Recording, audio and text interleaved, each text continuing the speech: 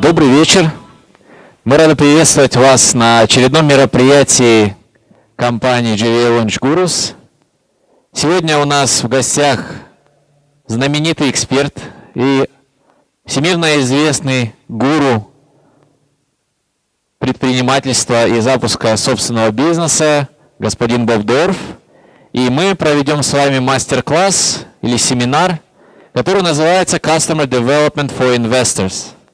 Но прежде чем мы перейдем к основной части нашего мероприятия, я бы хотел пригласить на эту сцену сооснователя и генерального директора компании LaunchGurus, господина Лоренса Райта. Лоренс, welcome. Всем привет. Рад вас видеть сегодня. Так,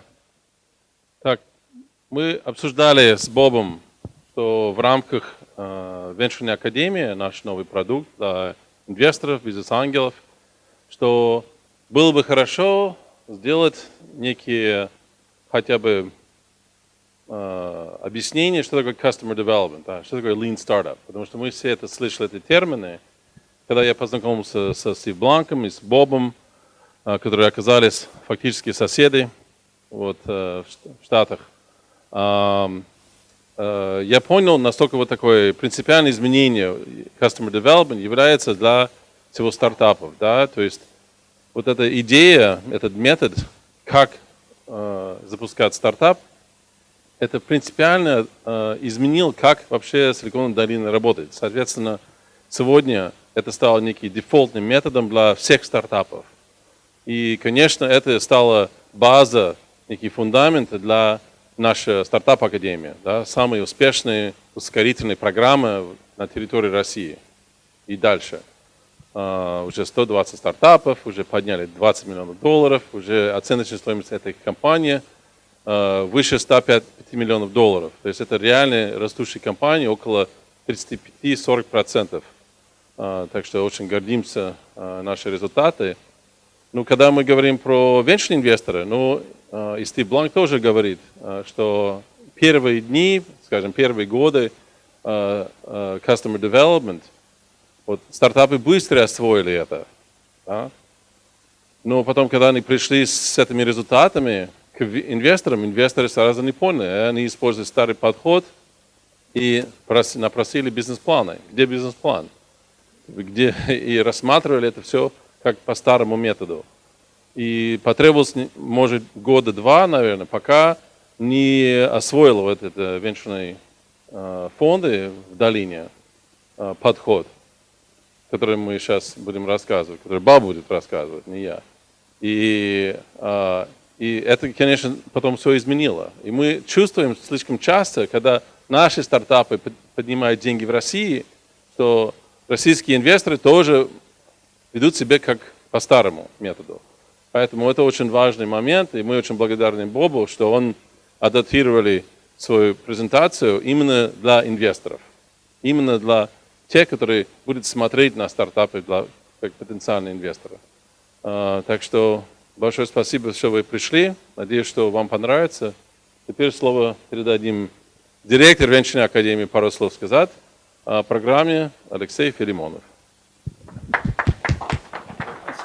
Здравствуйте, я действительно постараюсь кратко, потому что многие уже, наверное, меня слышали. Да, соответственно, венчурная академия – это часть нашей экосистемы GVA LaunchGurus, куда, кроме, собственно, программы для инвесторов, обучающей нетворкинговой программы венчурной академии, входит также наш акселератор стартап-академия, посевной фонд, плюс мы владеем лицензией Plug and Play центр на территории России.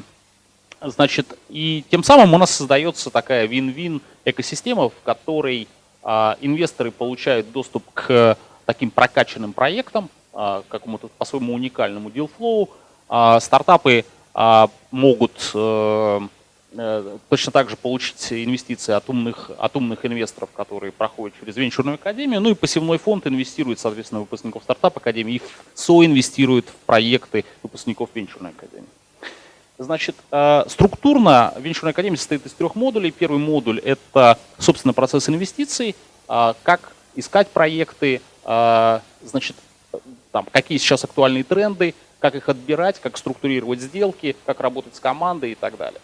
Второй блок, который будет в ноябре, посвящен уже, собственно, работе управляющего венчурным фондом, то есть как создавать венчурный фонд, как работать с инвесторами венчурного фонда, с Limited Partners, собственно, как управлять портфелем проинвестированных компаний. Да? Ну и третий блок, декабрьский, это уже поездка в Кремниевую долину, погружение там в экосистему, знакомство с представителями венчурных фондов, ангельских групп, успешными предпринимателями. Значит, что вообще там, с нашей точки зрения самое важное и полезное? Так, кроме, собственно, структурированных знаний, которые дают такие звезды, как Боб Дорф, там, и ряд других, там, я к этому еще перейду, серьезных преподавателей, очень важная составляющая в этом бизнесе, и это знают абсолютно все, кто здесь работает, это нетворкинг. Да? Собственно говоря, все вот эти вот, как американские гуру, так и российские топовые инвесторы, это для наших студентов, это соинвесторы и инвесторы следующих стадий. В первую программу к нам пришли там абсолютно все топовые инвесторы России. Да? И Александр Галицкий, глава Алмаз Capital, и Дмитрий Алимов, глава Frontier Ventures, и Алексей Соловьев, глава Простор Capital, и Оскар Хартман, и Александр Туркос, глава Maxwell Capital. То есть каждый из них пришел и там, рассказал какую-то определенную тему, в которой он хорошо разбирается. Да? Как искать проекты, как работают корпоративные венчурные фонды, рассказывал, например, глава Ростелекомовского фонда, ну и так далее. Собственно, что еще? Ну, вот краткий формат, в смысле, краткий список там, преподавательского состава, хотя слово преподаватель здесь не очень подходит. Да, это скорее такие практикующие активные инвесторы и предприниматели, там, типа Тома Стединга, у которого есть личные там, компании, которые он основал и потом продал, суммарной совокупной капитализации более $500 миллиарда. Да. Ну и так далее. Да. Или там Кэрол Сенс, которая, кроме того, что является активным английским инвестором и основательницей 3 венчурных фондов, также преподает в Стэнфорде курсы по ангельскому инвестированию там, и так далее. Значит, ну, там, отзывы выпускников. Что еще? Опять же, там, если кому-то интересно, обращайтесь напрямую. Ну и, собственно, кому предназначена программа. Ждем, в принципе, всех, кому интересен венчурный капитал и как работать в этой области. То есть частных инвесторов, представителей венчурных фондов, фэмили-офисов, корпоративных венчурных фондов там, и так далее. Здесь есть мои коллеги. Собственно, можно подойти ко мне, вот Роман Анин, можно к Лоренсу. Там можно напрямую задать вопросы по венчурной академии. Да, сейчас я передаю слово, вернее, Замиру. Спасибо большое, Алексей. Друзья, давайте поблагодарим Алексея, поаплодируем ему за очень интересную презентацию венчурной академии. Каждый раз что-то новое слышу о ней. И это хорошо, потому что она развивается. Итак, друзья, конечно же, сейчас вы все в большом ожидании, так же, как и мы.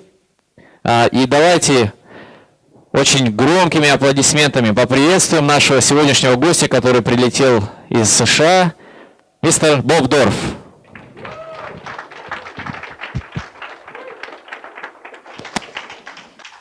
Hello. Hi, everybody. Welcome. Good to be back in Moscow. I think my 5th time this year, one more yet after this. Talking to my favorite people, the entrepreneurs and the people who support and invest in them. And what I want to do this evening is give those of you who are considering or actively investing in startups a brief overview, an understanding of what this new lean methodology is all about and how startups are using it, and then how you can use it to think about and evaluate the startups you're talking to and use it in some ways almost as a gauge of the quality of the team, the quality of the idea, and most important, of course, its ultimate potential to make you and the founders you're investing in some rubles. And if you sort of think about what really is a startup, really a startup is an algorithm about this long. Take some customers and some pricing and an idea and some software or hardware and a delivery system and a marketing system And you put all those elements of the algorithm together, and once every 1,000 times or so, it actually works, and you have a successful business and a successful investment. And if you go back to the history of the development of lean startup, customer development,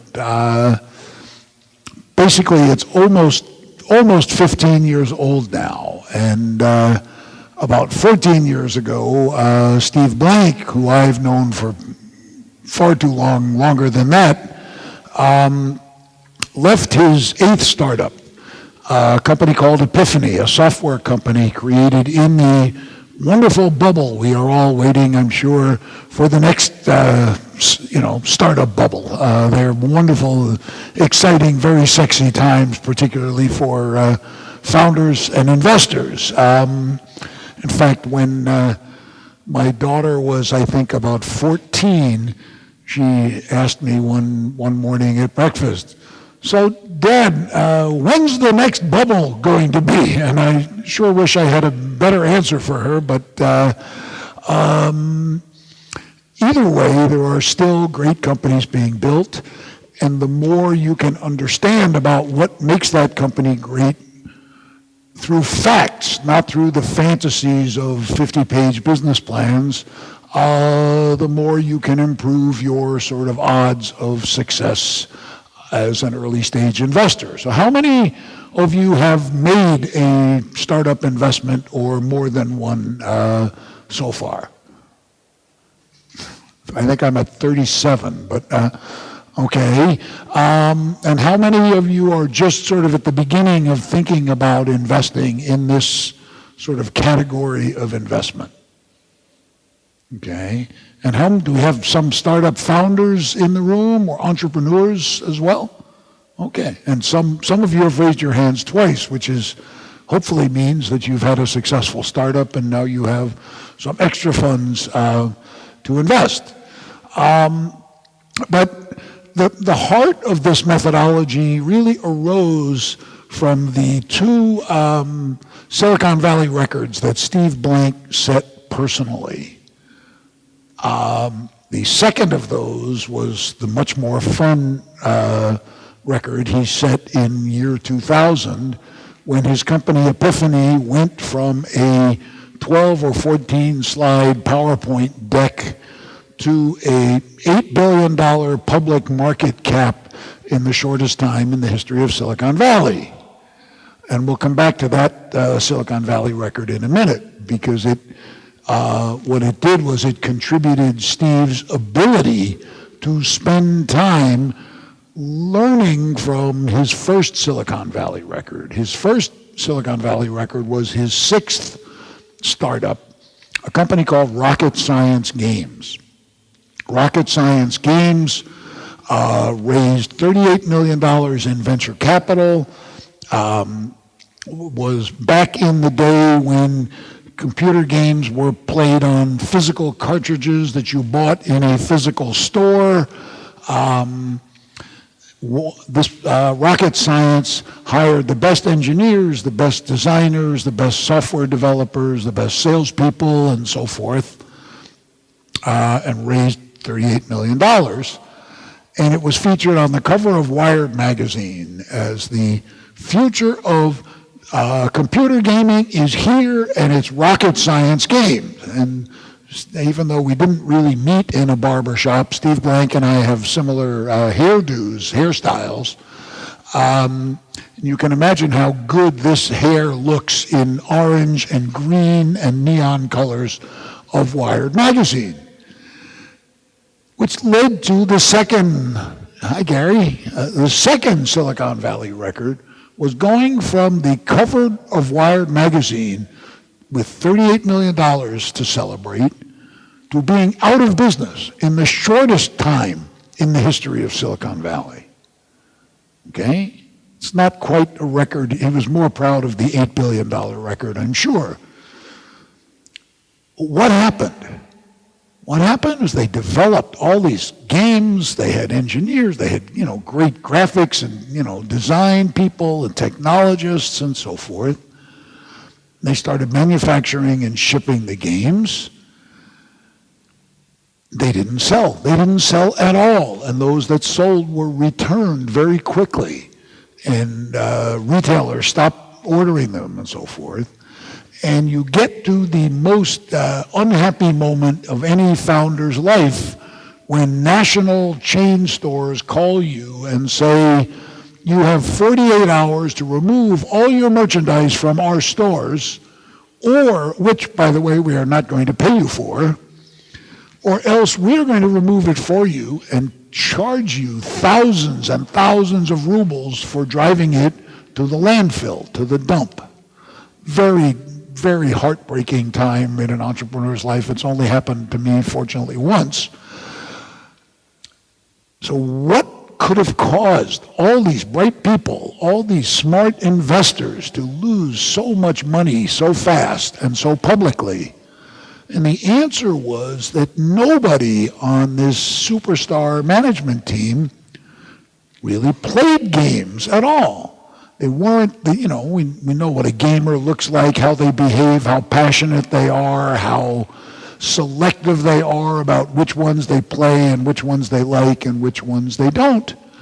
No customer representation whatsoever on the management team. And so when the real customers got their hands on the games, they said, oh, these may be scientifically and clinically wonderful in terms of number of pixels or speed of image refresh or number of dragons or number of pirates or whatever.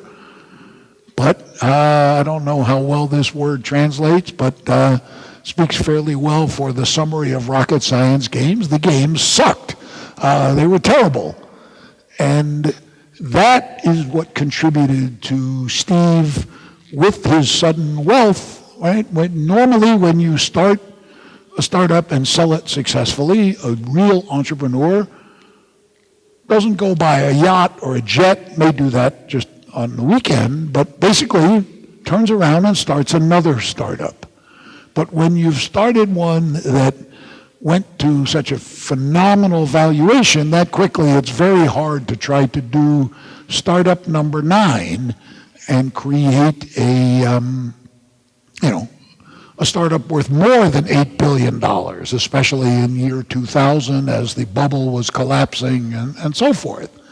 And that gave the world's entrepreneurs this incredibly wonderful, generous gift of Steve taking literally 2 years of his life to try to figure out all of the sort of steps in this customer development methodology I'm going to, tell you about in just a minute. And he's basically, first thing he did was he sat down in his house in the valley and started writing and, plotting what is the process that makes a startup great. And when he finished, he said, okay, now all I have is this great methodology and lots of pages and diagrams and charts, but I have no idea whether this idea is any good or not, or is it just, my own idea? Does it really work? So how do you test it using the very methodology Steve had just developed?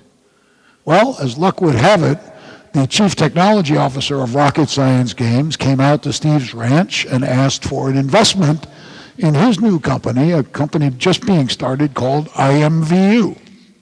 And he brought along a young man by the name of Eric Reese, who was going to be his chief technology officer. And Steve said, as you can only do this when you are crazy, passionate, and wealthy, well, here is a great laboratory experiment. I will fund your IMVU digital avatar company under 3 conditions. First, you will use my brand new methodology so I can see if it works.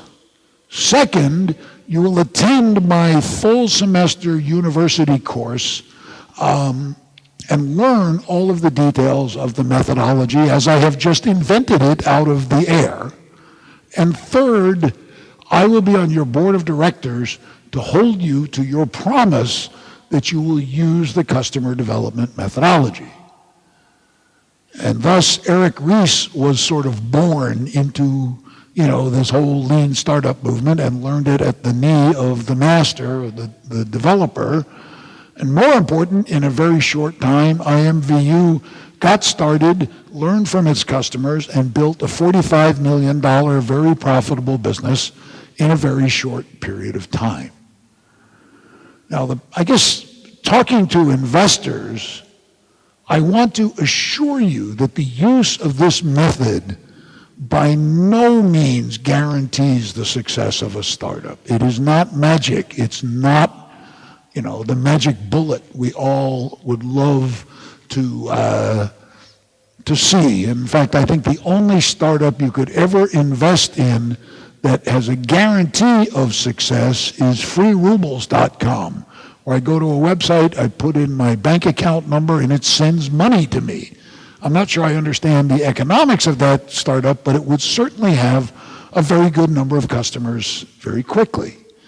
IMVU, the same way, learning from its customers, evolved and evolved and evolved its business. And that really brings us to the heart of what this customer development methodology is all about and why it's so valuable to those of you who are thinking about investing in startups. If you think back a few minutes ago to that algorithm I was talking about with 20 or 30 or 50 elements in it, the customer development methodology says that you can and proves that you can test almost every one of those elements of what will make the startup work or succeed on a small scale, inexpensively, long before you have launched the company, built the product, or more important, spent all of your investors' money. And so what I want to do is give you a little bit of a sense of how that methodology works. That's not, I think, oh, wait a minute, what do we do? Okay. All right, is that the first? Yeah, there we go. Okay, here we go. How the methodology works and how you can use it to guide your thinking about startups you're considering investing in. So first, just very briefly, who is this Bob Dorf guy, right? I hope many of you have come across the Russian edition of the Startup Owner's Manual, which for over a year now has been, we're very proud, on the top 10 business books in the Russian Republic. It continues to sell month after month after month. It's used in many of your fine universities here, 5 or 6 of which I've had the privilege of lecturing at, meeting with the students, and so forth. But I have a PhD of a very different kind. You can't really get a doctoral degree in startups. And the way you get them is you collect vests like this. I happen to have 3 of them. I probably have more, but I only admit to 3. You remember when you were a kid and your mom and dad went to Paris or to London on vacation and they brought you back the little T-shirt that said, Mommy and Daddy went to Paris and all I got was this lousy T-shirt. Well, I have 3 of these fleece vests, and on the front it's got a colorful logo of a company that I personally invested more than $1 million of my own money in. And on the back it says, I invested $1 million of my own money in this company and all I got was this lousy vest. Okay, just like the T-shirt. There is no better learning than failure, than learning from your mistakes, because you are reminded constantly not to do it again. And so at the age of 22, I left a really good job because I really wanted to be in my own business. I didn't know about exits or IPOs or venture funding. I just wanted to be the boss, and I thought I could make a good living, or as good a living as I was making being in my own business. So I quit this very good job, to the heartbreaking news to my working parents. It was the first of 7 startups I did over 30 years. And of the 7, 2 of them were home runs, millions and millions of dollars returned. 2 of them were okay, little bit of money returned, nothing great, well, a little bit, $1 million or $2 million. And 3 were the ones where I learned the very most. 3 what I call DTT investments. DTT as direct to the toilet. Same personal money, same hard work, same wonderful, fabulous idea, and that's where you really learn what makes a startup work. So about 10 years ago, when my 7th startup was quite successful and I cashed out at a very nice sum, I then began doing angel and early stage seed investing, did 27 investments in total, 7 IPOs, 6 more direct to the toilet, and everything in between. And the importance of the direct to the toilet investments is much greater than the IPOs every place except your bank account. Because when you invest $50,000 or $100,000 in a company and it goes public, you spend all the time telling yourself how smart you are and how brilliant and what timing and what industry knowledge and gosh, are you a genius? But when you flush one down the toilet, you stop and you say, what would I have done differently? What won't I do again? How do I improve my sort of hit rate or batting average and so forth? And the reason all these little simple math equations matter is this. In a typical recent year, like last year, in the United States alone, there were 650,000 businesses started. Some of them pizza parlors or taxi companies, but 2/3 roughly of them, the kinds of startups we're here to talk about today. Right? 650,000. And the best single thought I've heard about how many of them would make an investor really excited and really proud and feel really good is maybe 12 in a given year. Maybe 12 to 25 ever in their lifetime reach a valuation of $100 million, right? Do something great for the world, like improve health and welfare in the regions or in Africa or something like that.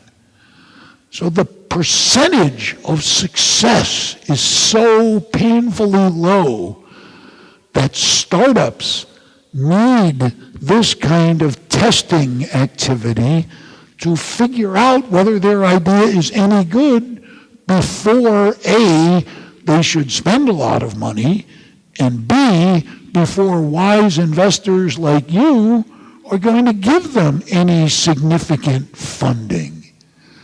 The days, so whether it's 12 out of 650,000, which by the way suggests the odds in favor of failure are 50,000 to 1 in favor of the startup never making it big, or probably the most optimistic statistic I've seen is that 2% of startups succeed.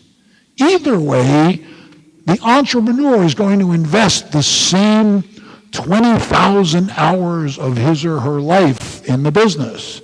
And I'm sure you're already all attuned to the importance of finding people who are willing to work nights and weekends and holidays and so forth for you and for themselves. 20,000 hours is simply 5 years, 80 hours a week, which is roughly the minimum amount of commitment a startup founder needs to make in order to know whether he or she even has a chance of being successful. And so this whole methodology gives those founders a chance to improve the odds, the chances that their startup will matter. Why? Because most startups don't fail because of lack of technology. They fail because of a lack of customers. I mean, look at Steve Blank's rocket science games. They were able to build them, the games worked, the dragons breathed fire, people, slayed the dragons, they ran up and down the screen, and the product worked fine. They were able to manufacture it, ship it, deliver it, and so forth. Problem was, the customers didn't want it. And this is really the heart of what customer development is all about. The only people who have the answers for you as an investor, or for Joe or Vladimir as a founder, only people who really have the answers about what makes a company great are not the business school professors, they're not the investors, they're the customers. They're the ones who are going to vote on the future success of your company by either giving it money or not giving it money. Why would you wait until the product is finished and in a nice box and all shiny to start talking to them? You should be talking to them before you put the first screw in the chassis or even write the first line of code. Because the customers can design your product, they can design your marketing, they can design your business model, your business plan for you. And that really is, I could almost stop now if you would take in your heart how critical this is to the difference between this way of thinking and building a business and the old way of building a business. And I tell the story all over the world of, my name is Igor, I am a Russian engineer, an honors graduate, engineering graduate from MSU with awards and certificates. I know what the customer wants. I'm going to go to my Daha for a year and I'm going to build it. And then I'm going to put it up for sale and they are going to buy it. Well, Igor, I wish you all the best with that. It's the way startups have been built for hundreds of years, and quite a few of them have been successful. But what is the percentage of success? And more important, for an investor, do you want to wait that long and spend that much money before you ask the first customer to vote on the quality of the idea or the product or the service that the startup you're investing serious money in, can deliver? And so customer development really turns the process almost upside down in a way, because you start selling the product literally before you even begin building the product. Selling in a discussion, in a conversation, I'll explain a little bit more about that later. But you move the customer interaction to step 1 from step 21 or 31, where it was, truly for hundreds, of years before. And so this new customer development method in 10, or I guess now 12 years, has truly caught fire all over the world.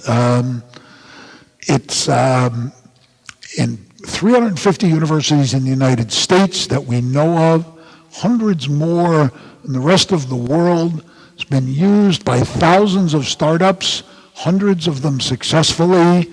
There is no real good database on who's using it and who's not. Some of the best examples are actually come from Startup Academy and from the American National Science Foundation, which has now paid 500 teams of inventors, of scientists and engineers to go through a program just like Startup Academy to take their inventions and try to turn them into businesses.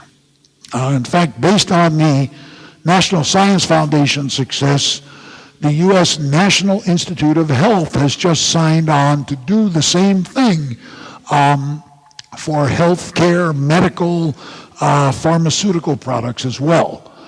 Governments sponsor programs. I've done a number of programs for the Colombian government, I'm about to do for the Mexican government, the U.S. government, obviously, because it makes basic business sense.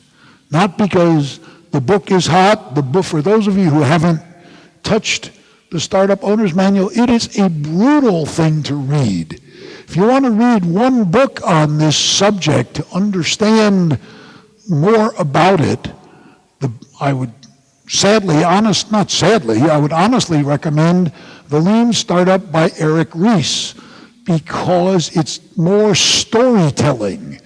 The Startup Owner's Manual reads more like the operating manual for your new hard drive or your new power riding lawnmower or chainsaw or something. It is a painful, step-by-step, detailed look at this process that's meant more to be a roadmap for how you do customer development, whereas Eric's Lean Startup book is why you do customer development.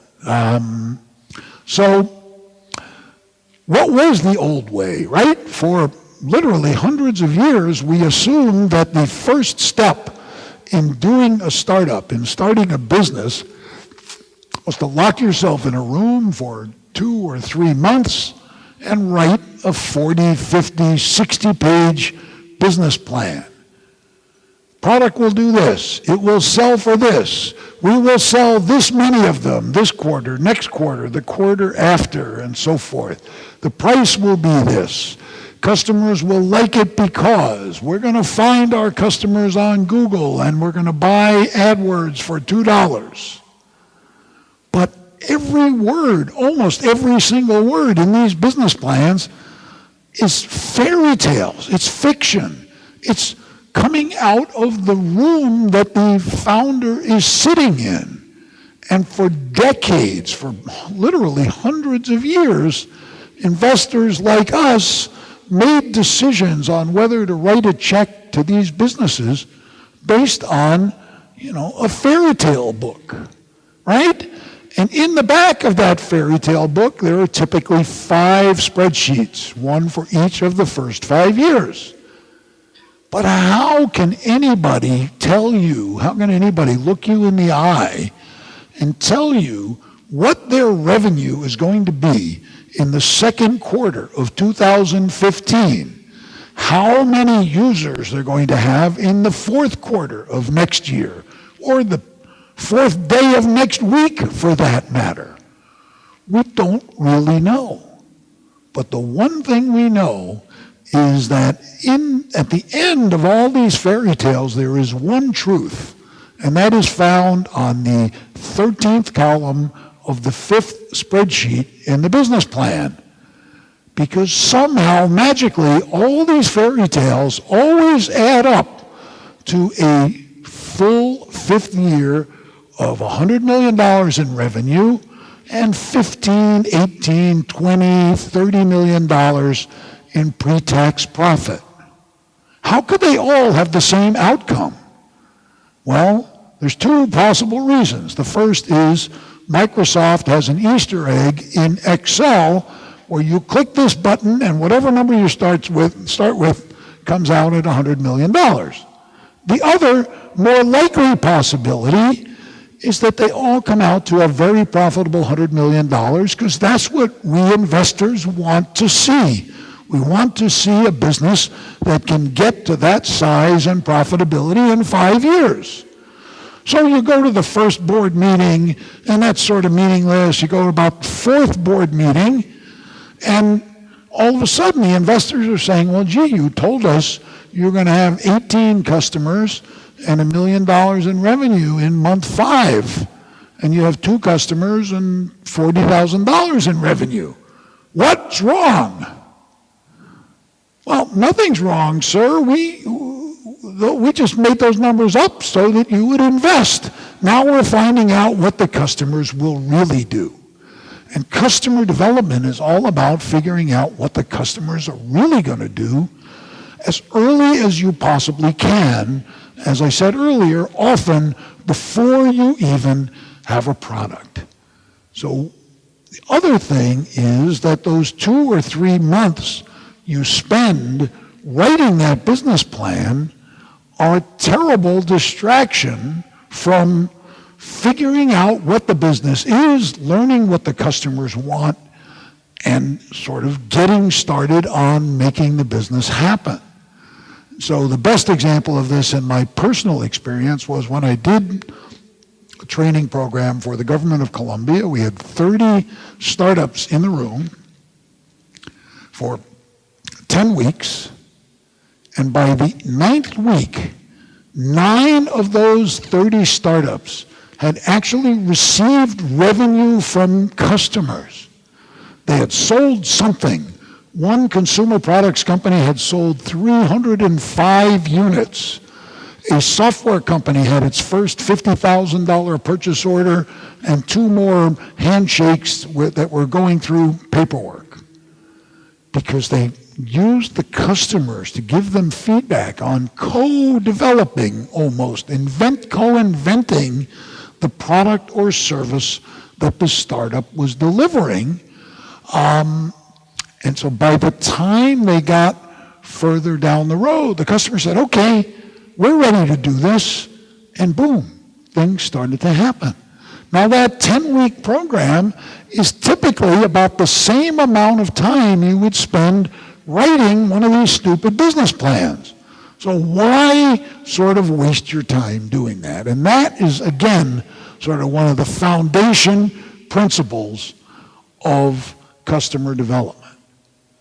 Another very important one is that startups are not just smaller versions of big businesses. A startup is a very different animal, a very different business. In fact, a startup really isn't a business at all. What is a startup? Steve Blank defined it 12 years ago as a temporary organization designed to develop, identify, and refine a repeatable, scalable business model. Okay? Basically, a startup is a temporary company trying to put itself out of business by transforming itself into a permanent, stable company.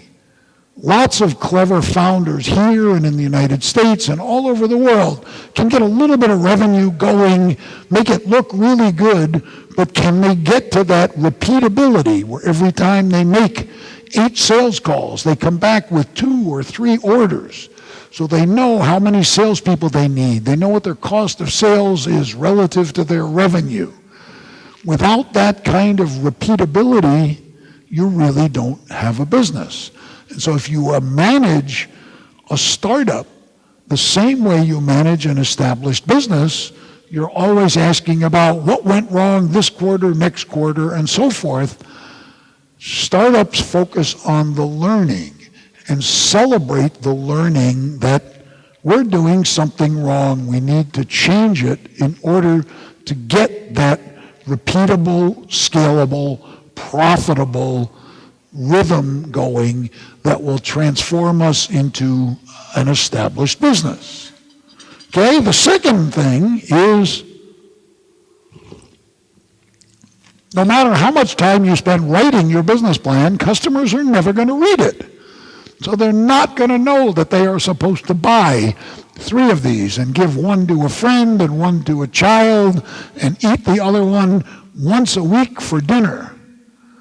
So if they're not reading your business plan, they don't know what you think they're supposed to do. You have to convince them to do that through the most difficult part of most startups' lives, which most investors pay very little attention to. And we'll come back to this in a minute, but it's basically, how are you going to get a never-ending stream of customers for your business at a price that the business can afford, right? Anybody can spend a ton of money to get a handful of rubles. How do you spend a handful of rubles to get a ton of money? How do you find the right marketing and customer sales and acquisition programs to create the right gross margin to make this a sustainable, repeatable business? And it really comes down to, when a startup begins its life, it's in search mode, not operational mode. It is searching all of the elements of that algorithm, trying to find the ones that work and the ones that don't, trying to identify the weak points, what the customers like, what the customers don't like, and then evolve them, change them, or the most famous sort of startup word, which is particularly appropriate here in Moscow, you pivot. You have a couple of beers, and then you say, what are we going to do different? How are we going to shift or pivot or change this part of our business so that we get sort of better results? Number 4, I've sort of talked about already, and that is the only opinions that really matter are the opinions of your customers. Certainly marketing partners, trading partners, investors are important, but if you don't have the enthusiasm of your customers, none of that matters. And the way you do almost all of that is you get out of the building.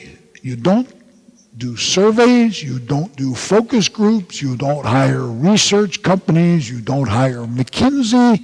You, the founder, go out and look your customer in the eye and have conversations with them and understand what they like and what they don't like.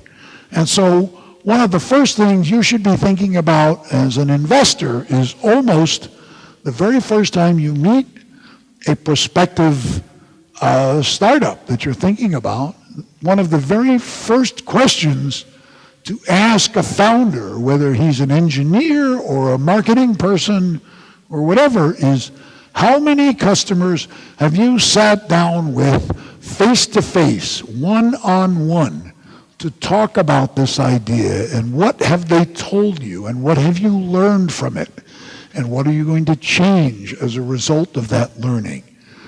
Because if that founder assigns this to someone else, or outsources it to McKinsey or to MSU students, he or she is probably not honestly committed to the importance of the customer in making that business a success. They're not investing their own time.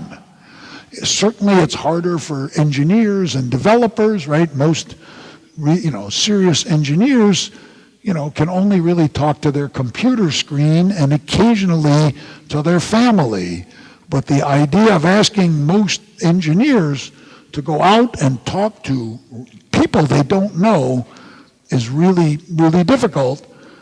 Hopefully they have a co-founder, a partner, who is the sort of customer-facing, market-oriented partner who is doing that, but somebody in the founding team has to be dedicated to generating, processing, learning from that feedback along the way.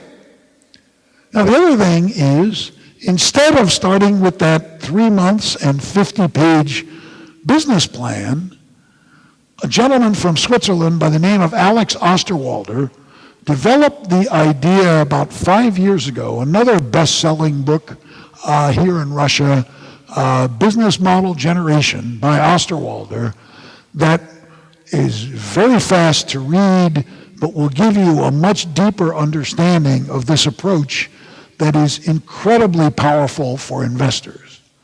This was Osterwalder's PhD thesis at the University of Lausanne, Switzerland.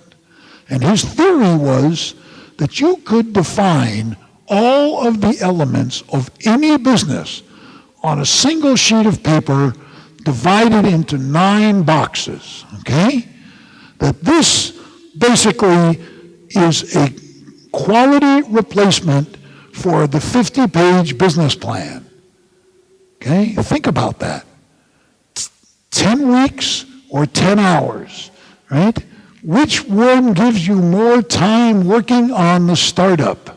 Which one makes it easier for you to change your mind by putting an X over here and replacing this with something else when you try number 8 and it doesn't work?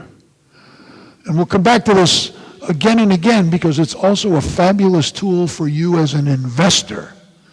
You should print out a pile of these. We'll send you a link to, there's a wonderful online free tool called Strategizer. Anyway, we'll send you the link where you can fool around with this digitally or on paper, and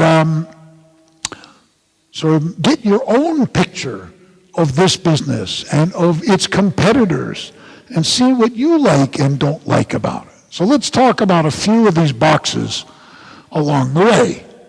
The first one, the heart of it, he calls the value proposition.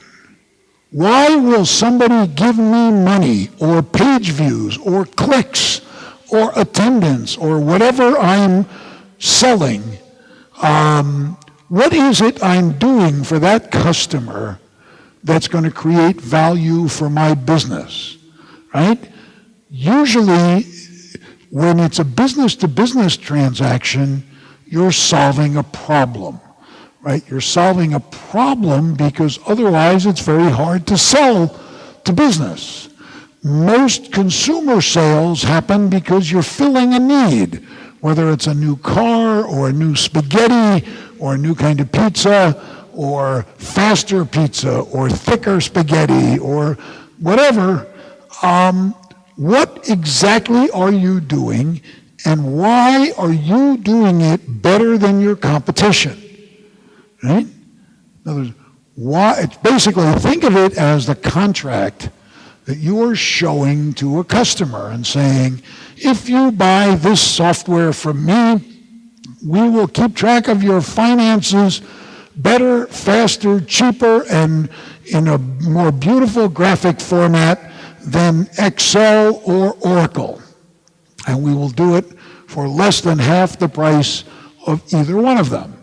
Simple, straightforward, clean example of a value proposition, right? But it's also not so much about your product, but about what it does for your customer, right?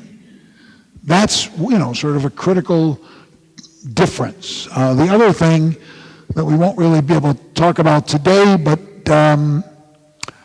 it also includes your thinking on how do I create a minimum viable product, the fastest, quickest, rough and dirty version of my product, so I have some kind of a very rough demo to show to customers very, very quickly. Obviously, if your product is a jet engine, it will take some time to build even a rough prototype, whether it's working or non-working. But if you're doing a web app, a website, a mobile app, you should be able to build some very simple version of this in a day or two, and certainly in the very first week. Why do you do that? Because the quality of the reaction and feedback you get from customers, from showing them a thing, stuff, a website, a smartphone app, even if the buttons don't work at all, but they're sort of non-working screens that illustrate what happens in the user experience. The quality of your customer conversations goes up dramatically, because they're now not talking about your PowerPoint slides, they're talking about features and functions of the app. And the they is obviously the other really critically important element in this. The customer segment. Who exactly is the person who's going to be most excited, most enthusiastic, most willing to buy this product? I'm not talking about millions. I'm talking about, tell me who the 2 or 3 dozen people are who will be most excited about buying this new product. Why do you care about 2 or 3 dozen people? That certainly doesn't make a company. It's where you're going to start getting your feedback, start testing to see if anybody cares about this. And if those 20 or 30 or 40 people who you believe are the most excitable aren't excited, You're dead. Go home now. Go back to the beginning and start over and think about things you can change. As you get it right with that small group, obviously you're going to expand dramatically to make this into a business. But that small group will also coach you in what they like and what they don't like,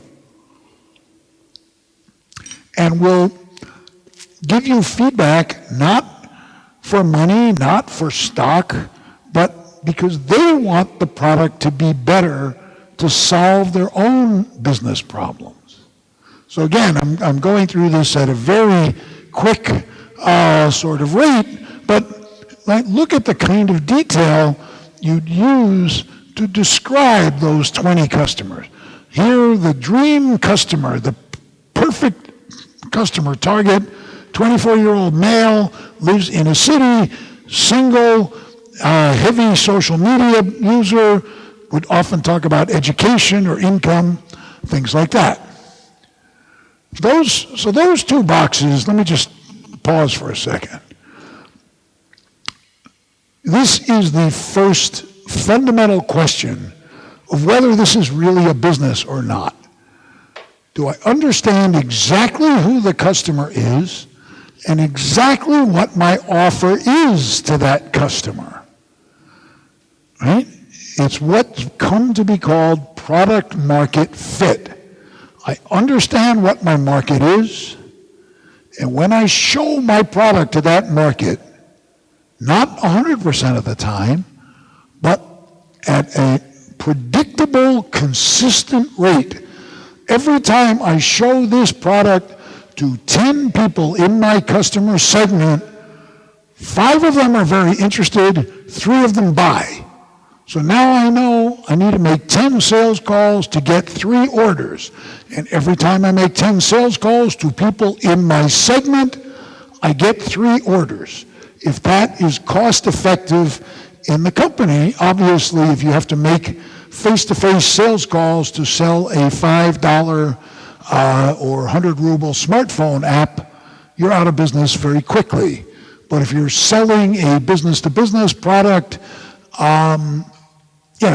3 out of 10 close rate for sales would be considered quite reasonable and, quite successful. Most startups charge through this question. They just keep going because they feel pressure from you, the investor, to get to product launch, as opposed to get to product market fit. The best personal example I have of product market fit was in my last business, my biggest, most successful, where in 7 years we went from me and another guy and a Labrador Retriever to 450 people working for us all over the world, 50 million in revenue, 60 million in the bank, growing 40 or 50% a year. We had found this product market fit. We were selling high-end consulting services to big companies with hundreds of thousands of customers in the early days of what now is known as CRM, right? The acronym CRM did not exist in 1993 when we started this business, nor did Siebel or Salesforce.com or any of that stuff. It was a brand new field, and what we found was, when we found a chief marketing officer of a Fortune 2000 company who had 50,000 customers or more and needed a new growth accelerant, we could close 2 or 3 or 4 six-figure, $100,000, $300,000 deals. You show me 10 of those, I'll come back with 3 or 4 contracts. It was like magic. It was like the closest thing you can come to sex with your clothes on. Because it got so bad for us that we had more prospective customers than we had time to call on. So I said, I have an idea. Let's turn a sales pitch into a workshop, and we will tell people, we can't come and sell you. We can come and do a workshop for you for a day. It costs $20,000, And if you buy a consulting program from us afterwards, we'll tear up the invoice. Otherwise, you'll pay the invoice.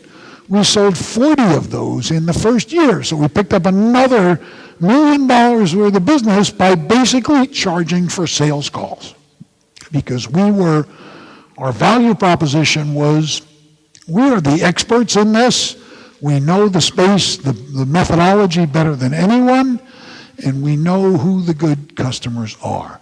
So when you've thought about, and this again is a critical sort of stopping point for an investor, do I really believe that they have found this product market fit? And you can read lots more about it in our book, in Osterwalder's book, and so forth, to get a feel for more depth sort of on it as well.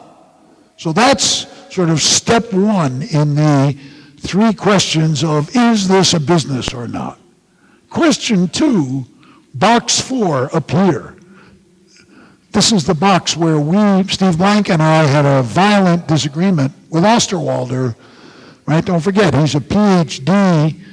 We're sales and marketing, entrepreneurs. He calls the box customer relationships. How are you going to keep your customers happy once you get them? Steve and I looked at that and said, who cares? It's much more critical to get them first. If you don't get them, keeping them happy is not much of a business problem. And so we redefined customer relationships around the 3 critical steps that make a business successful. The ability to get customers, once you get them, to keep them happy, keep them spending. And if you're keeping them, then how do you grow them? And you grow them 2 very, very different ways. First, obviously, by selling them more product, by selling them more often. But second, and certainly much more important in digital age, you grow them by using happy, satisfied customers to virally refer you, introduce you to other customers. So again, the second stopping point for an investor. Do I believe that this startup has really figured this out? Because this box, in addition to being complex, is responsible for more startup failures than almost any other box. And it's where most of your money will typically be spent. And you'll hear founders tell you, oh, we can buy AdWords on Yandex for, 100 rubles. And so we'll buy 1,000 AdWords for 100,000 rubles, and we're going to get our customers. But a click on a link is not a customer. A click on a link drives somebody to somebody's website for an average of 7 seconds, right? And the rule of thumb I use with startups is for every 100 people who come to your website, 1 of them is going to give you their email address or their phone number. And for every 100 email addresses or phone numbers that you collect, you'll get 1 customer. So that's not $2 for an AdWord, it's $200 for an email address, and it's $20,000 for a customer, right? 100 times 200. And that's great if you're selling jets or Bentleys or Rolls Royces. If you're selling smartphone downloads, you're dead in about an hour in business. Very few investors look at this with this kind of a microscope. You are doing your startup a favor if you identify and point out weaknesses in their get, keep, and grow program, right? The greatest get program I've ever seen was, how many of you have heard of a software product called mailbox.com? I'm not even sure it's here, so maybe it's an unfair question. In the U.S.,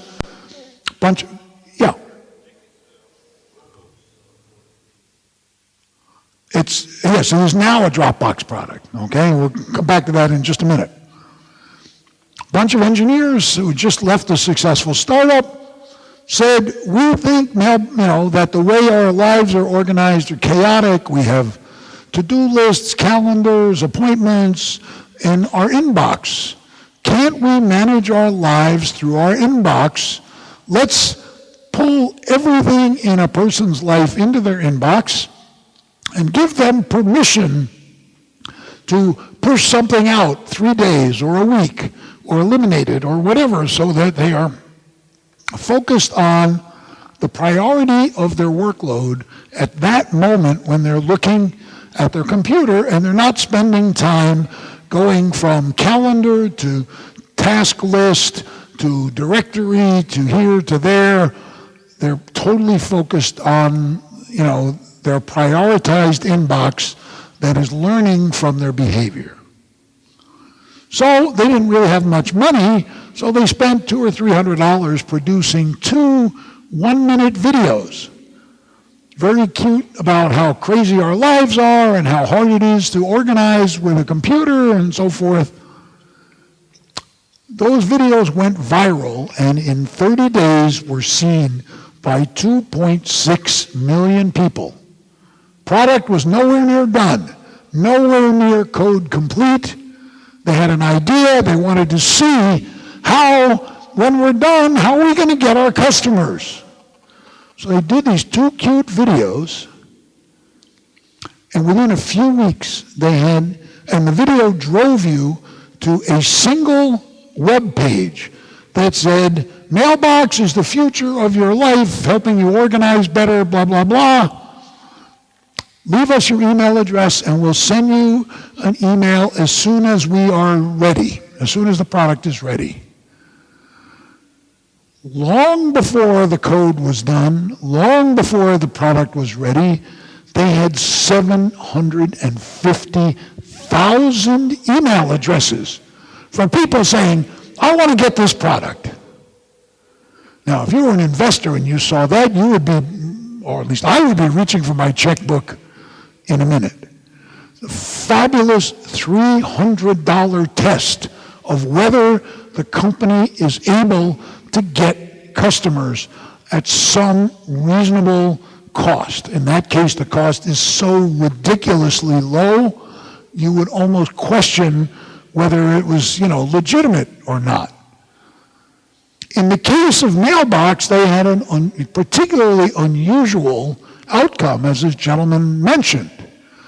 Long before the product was finished, long before the product was launched, Dropbox came in, bought the company for $100 million in cash, and made it a subsidiary of Dropbox. Why? Because the other thing that the 750,000 emails teach us is that Mailbox had found product market fit, right?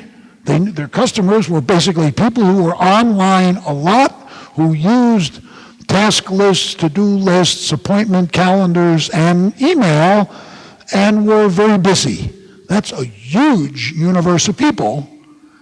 And the way to get their attention was a cute video about how crazy our lives are and how much better it could be with this piece of software. It almost guarantees not success, but at least guarantees the ability to get customers at a cost-effective rate. So many investors, myself included, skip past this step in their evaluation of a potential investment and look instead at how many orders did you get in the first month? How many orders did you get in the second month? Very often those orders come to your companies a very different way. You're calling on your friends, your former colleagues. You're calling in favors. You're begging. You're making personal sales calls. Not repeatable, scalable, growable business activities. But we say, gee, that's pretty good. They got 3 customers in August, and they got 4 in September, and September's not even over yet. That's really terrific. How long does that list of friends and family last? Not long enough for you to make a good return on your investment. That's almost a certainty. So I'm not going to go through the rest. I've talked about the sort of 2 biggest failure points in a company, right? Product market fit and the inability to get, keep, and grow customers affordably. Some of these other boxes, like where's the revenue going to come from? Obviously important. In other words, what are you going to charge? Are you going to sell it as a one-time use? Is it going to be a rental, as in SaaS software? What's the cost structure look like? Do I need 40 tons of iron ore delivered to my front door every Monday morning in order to make the product? Do I have a steady supply of the resource, whether it's silicon or iron ore, or could be software developers would be a key resource, right? What activities, this, sort of, the rest of it is in some ways less mission critical, particularly to you as an early stage investor. Because as an early stage investor, without product market fit and a cost-effective get customer strategy, there's about a 1 in 100,000 chance of your investment ever making a serious return for you. So now you've finished this beautiful canvas, right? So each box usually has 3 or 4 bullet points. We have to do this, we have to do this, we have to do this. But all you really have at that point is this, right? We call them hypotheses when we teach at universities because the parents spend a lot of money to send their children to universities. They're supposed to learn big words. But really, what you have on the first canvas is a bunch of guesses. I think customers will pay this much. I think a cute video will attract them to my business. I think my customer's a 24-year-old boy, college educated, et cetera, et cetera. How do you but one other important thing is you've made these guesses in a day instead of in 10 weeks of formatting and, margins and charts and all the crap that goes into these fairy tale business plans, right? But how do you take those guesses and make them into facts? And really, this is the heart of customer development. You get out of the building 3 different times, 3 totally separate trips out of the building. The first one is not taught, and this is the one the entrepreneurs hate the most, and it's one an investor should participate in. Go and have some of these conversations yourself. There's no rule against it. Understand, hear with your own ears what people are saying about this product or service. The first time you go out, you don't talk about the product at all. All you talk about is the problem the product is solving or the need that the product is filling.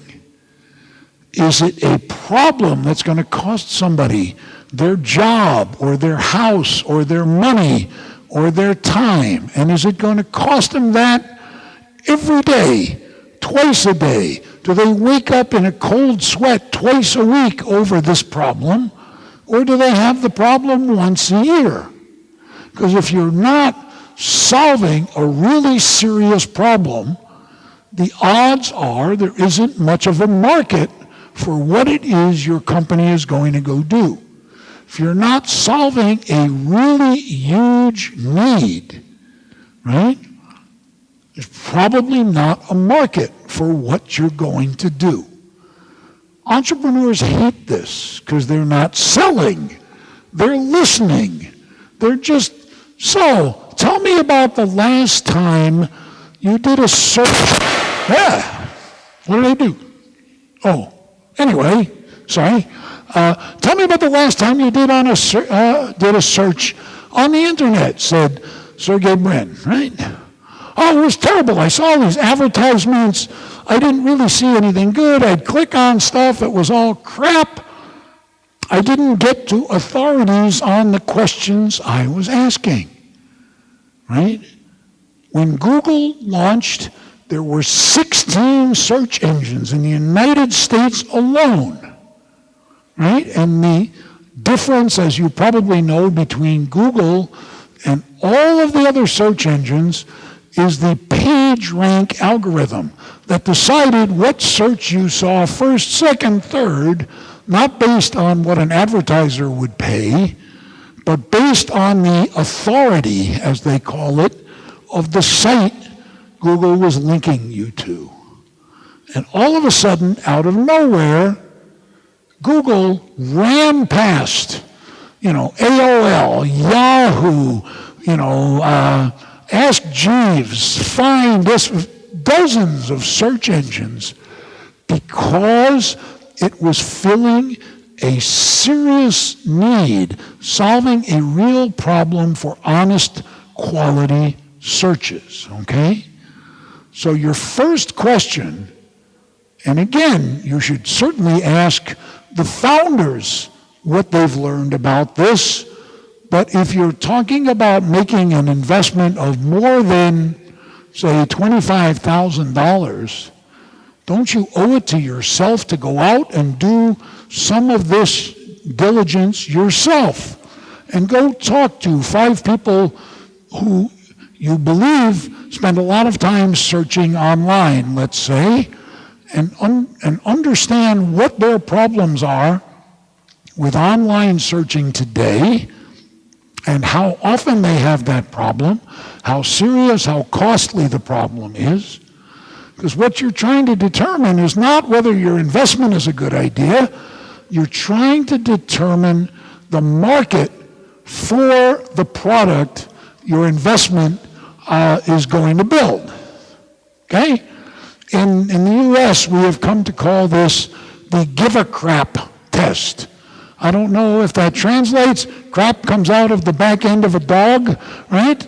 Does anybody give a crap about what your company is going to spend all of your money and all of its time building and selling?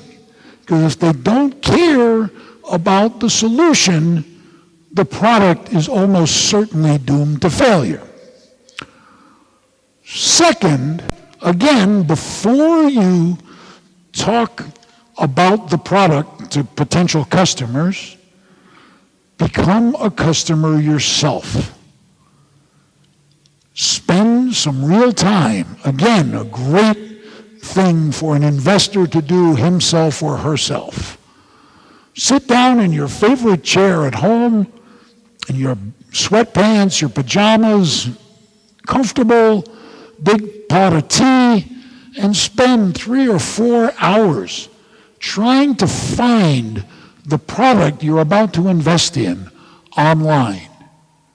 Is it available in Russia? Is it available in Kazakhstan? Is it available in Paris or the US or who knows where? Has it failed in 5 countries? And if so, why? But go find it just the way your company's customer will go find it. Online, searching, ask the question lots of different ways. Go for a couple of hours, then make believe now instead of being a 40-year-old man, you're a 25-year-old woman looking for the same thing. How would she ask the questions? Would she start from a different place? Would she ask it differently? Just try to understand what is out there today and what does the competitive environment look like for this company. In fact, I sort of misspoke when I told you there are no facts in those 50-page business plans. The one place where there are facts is usually the competitive analysis, right? Because you can research it, you can say, our competitors are A, B, C.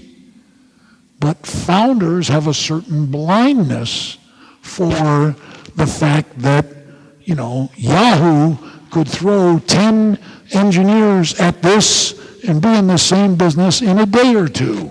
Or they somehow managed to miss the article that said that Oracle had launched something like this 3 years ago, closed down the division.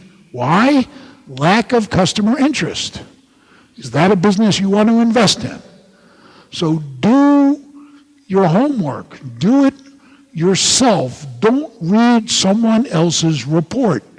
And if your investment group is large enough to have an analyst, do enough of this yourself so you know how to quiz the analyst on what he or she found and what you found that might be different or the same or whatever. And then, and only then, do you go out of the building a third time to show people some example of your product and say, gee, you told me this was a really big problem for you.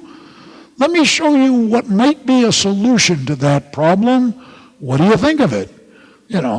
Does it do the job? Is it too fast, too slow, too clumsy, too small, too expensive, too cheap, whatever? And when you do this, you want to talk to the customers who you believe are the right customers for your product to start to get a smell of whether or not you have the beginning sense of product market fit. Okay? You start this process, I've sort of talked about this a little bit already, minimum viable product. What is the quickest way I can build something that illustrates what my product will eventually be? The simplest way to think about this is if you are building some elaborate piece of smartphone software, build the front end but not the back end. Build only the screens that give you the results of what you're going to research. You're going to research mortgage rates for apartment financing outside of Moscow throughout the former Soviet republics. What does the first screen look like? And what would you click on to go to the second screen? You'd click on a button that says geography. Then there'd be a drop-down menu of all the different stands and so forth. If you build it in PowerPoint, load it up as a PDF, you can have this thing on your smartphone before you go to sleep tonight. And now you can just sort of swipe your way through the screens and say, well, so if you hit this button, you'd see this. And then you would hit this button and you'd see this. You're now illustrating the product with a few hours' work instead of potentially a few years of development work. And the reason you're doing this is when you go out to show somebody the sample of the product, you want to give them something other than a pitch. You want to let them put their hands on the product, touch it, play with it, ask questions about it, sort of along the way.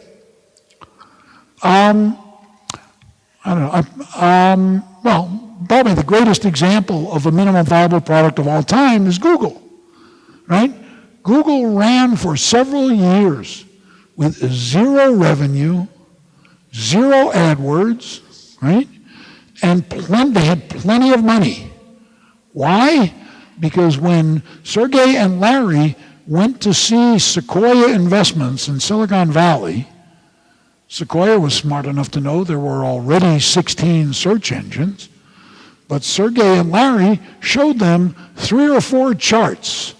Number of searches conducted per day, number of repeat users per day, right? Frequency of blah, blah, growth of user base, all going to the moon.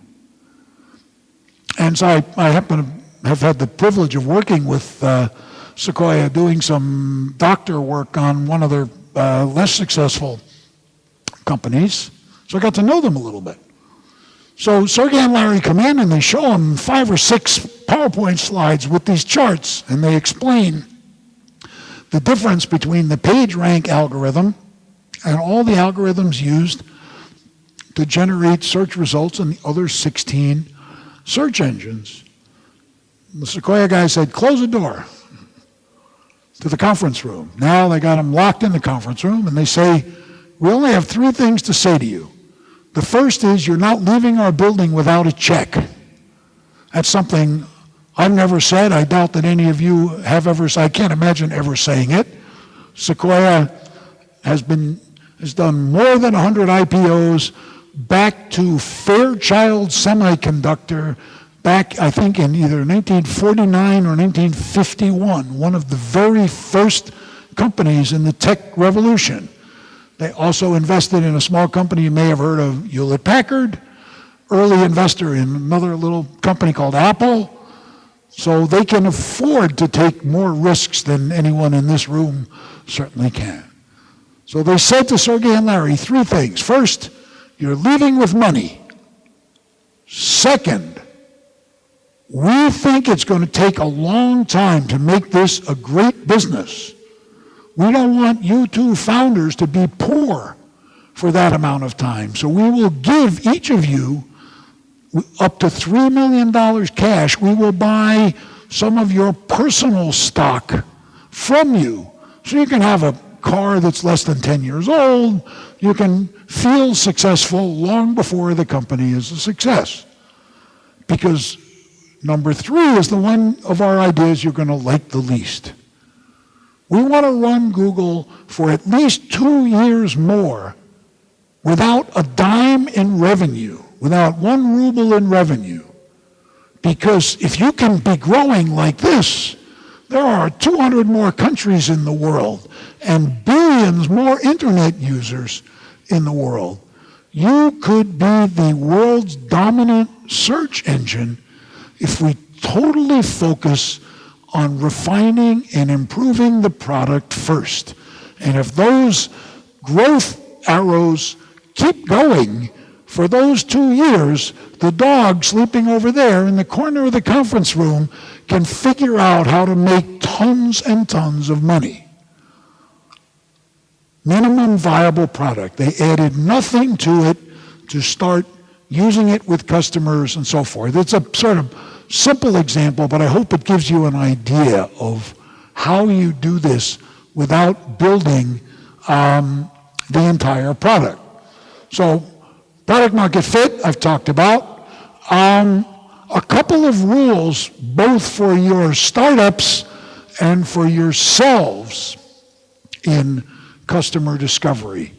The first is you never talk to your friends or your family. This is another Bob Dorf rule. It's the ugly baby rule.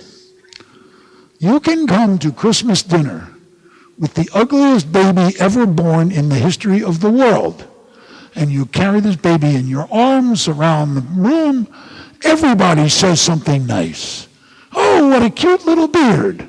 Or, I've never seen a baby with 4 ears before. Isn't that adorable? Or, gee, that extra eye in the middle of the head. How wonderful.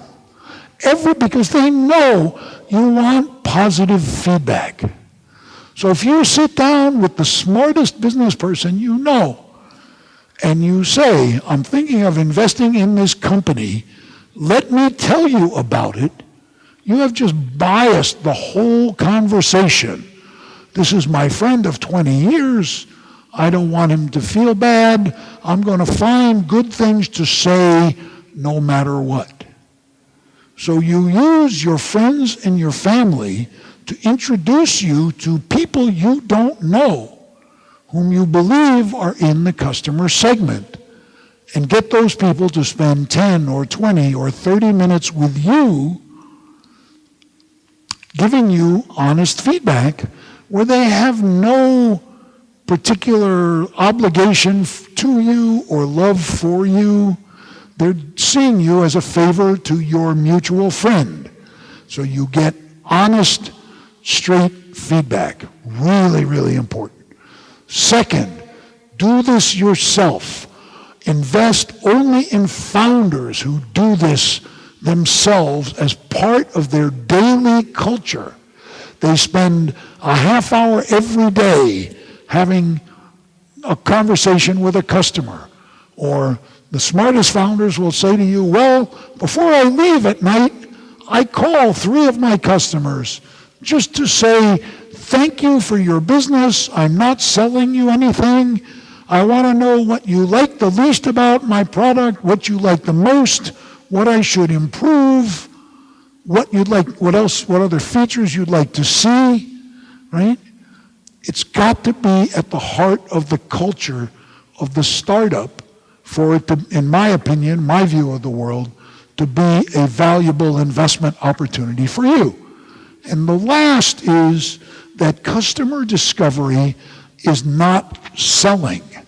Customer discovery is unstructured, person-to-person conversation, where I try to say as little as possible and let you lead the conversation wherever you want to take it. Because I want to really understand, not just, well, I'd like it more if it were blue, but why blue? Why not purple? Why not pink?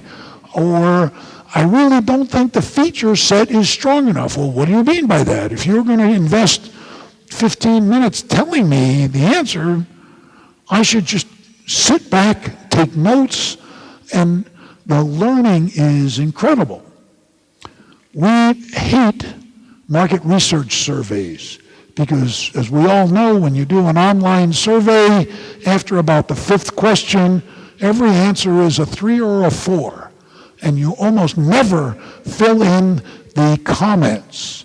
So what do? You get a report that says the average score is 3.6 or 3.3. It's all meaningless crap. If you hire a research company to do focus groups, there's always one loudmouth in the room who dominates the focus group, and basically everybody is reacting to him or her. So what you get compared to what you get face-to-face, one-on-one, the power of one-on-one feedback is just so great. And the minute you start to sell, you change the nature of that conversation from a conversation to a, resistance. You get a whole new set of sort of resistance. Okay? When you learn things that suggest that something in that big startup algorithm is broken, you pivot, you change it. You change it as quickly as you might possibly do, but you don't do it based on feedback from 2 or 3 customers. You wait until you've heard a consistent set of feedback saying, well, I think the price is really too high compared to Excel, which is practically free. Or, gee, Intuit has a product that's not as good as yours, but is 1/4 the price. If you heard of feedback like that 8 or 10 times, then it's time to think about making a pivot. So I talked about the first 2 questions, right? Do we have product market fit? Do I know who my customers are, and can I reach them at a cost I can afford? And then the third one is the hardest and requires more of your judgment really than the other 2. And that is this repeatable, scalable, profitable? Can I make money by investing in this company for the long term? Now, one quick trick I'll show you that is very interesting, and you can ask, if your startups are using the canvas, ask them to do one, and then to add a circle in each box. The circles are really very helpful to the founder as they are helpful to you. Every circle is red, green, or yellow. Green is, I am sure that the customer segment I've identified is correct, and I've now validated it. Yellow, I'm not sure yet. Red, obviously, I haven't answered it yet. You don't need 9 green circles to make an investment, but you would certainly want one here and here and here to be ready to write a check. And the little number that you can't read inside the circle is the number of face-to-face conversations I'm basing the green light on. If I am absolutely sure this is the right answer based on 4 conversations, this is not a credible CEO that you want to put your money behind. If it's still yellow after 25 conversations, it's probably time to ask some different questions and to pivot and try another angle. Once you've gotten this far, you move into customer validation. For tonight's purpose, customer validation is test selling, okay? You still haven't launched the business. You still haven't spent the hundreds of thousands of dollars to, put the product on every store shelf in America or in Moscow, to buy advertising and so forth. But you're starting to actually move to asking for orders, asking for money, and trying to see if your hypothesis of 3 out of 10 will buy holds up when you talk to 30 or 50 or 60. And when any of these steps don't work, whether you have already written the check or you're still thinking about writing the check, you just go back a few steps and you try again. You try to change a few elements in the business model, and you go back out and you get more feedback and you see if the feedback is more positive. So to wrap up, I've sort of mentioned most of this along the way, but thoughts for you as potential investors. And obviously, Venture Academy will probe all of this in far greater depth if you participate. So first is understand the method. You've got a little taste of it in an hour or so from me this evening. But understand what the startups you're considering are going through in their process of making the startup into a business. And second, is the team really following the method, or are they just throwing the words lean startup and get out of the building around to make you feel good? Can they show you examples, notes from 25 customer conversations, or a calendar with all of the customer visits on it or something? Second, are they flexible when they get to a point where too many customers are saying no? Do they have the nerve, the strength to change and to try something different?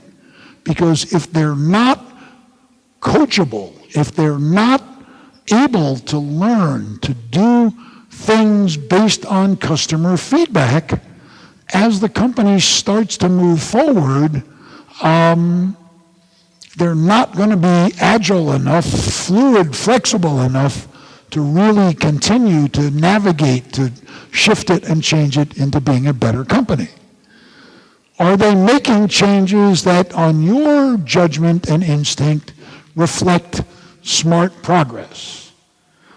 You, as an investor, should use the canvas, or think about using the canvas, as your own investment analysis framework. In other words, look at the value proposition box and the customer segment box. Is there a product market fit there? Look at the customer relationships or get customers box. Look for proof that it not just nice words in there, but that they've done. If they're going to use Yandex and every $100 gets them $1,000 in revenue, have they done that once or twice or 4 times? Look closely at the revenue model and look closely at the cost structure. Then look at other models. You can look at almost any business once you get a little bit comfortable with this canvas as a tool, and create the canvas for the competitors to the business you're about to invest in. What are they doing different from the company I'm thinking about funding? What's their revenue like? How are they getting customers? What are the competitors doing differently from the canvas I've created for the business I'm thinking about investing in? Number 4, are they getting very positive, enthusiastic feedback? Because if they're not, it's probably not a business. You almost want to hear stories of customers ripping products out of their hands, saying, I don't care if it's not complete yet. I need it now. I want it now. The best one of these I've ever seen in my programs was in Bogota, Colombia, a startup within a 100-year-old $2 billion company went out and made its first 4 customer discovery calls to talk about the problem of automating small warehouses. And they called me, Professor Bob, you told us to go talk to 50 customers. We talked to 4 about the problem. We didn't tell them about the solution, we just talked about the problem. And 4 out of 4 of them said, would you guys please stop talking about this? We know you're a parent company. You're smart guys. We need this now. Stop talking about it. Go back to your office, write up a contract that we can sign, and let's get to work. That's 100% enthusiasm. Far greater enthusiasm than I'm talking about. It's so unusual, so powerful. That company I was there last 2 years ago. They'll do $17 million this year, up from $7 million in revenue last year. And you also want to be looking at all this pivoting and changing and so forth. Are you seeing it get the company more and more on a path to profitability? And you want to see this not in one meeting with the startup, but go back and see them 2 weeks later and 2 weeks after that and see if they're still doing it or they only did all this customer development stuff because they knew you were interested in it. Is because this, basically the way we, not really jokingly, the way we talk about customer development is it never ends. You should always, when your business is $1 billion and very profitable and successful, if you stop talking to your customers, you'll wind up like RIM or Groupon or JCPenney or Radio Shack, all these hugely successful, incredibly profitable companies that are now worth pennies.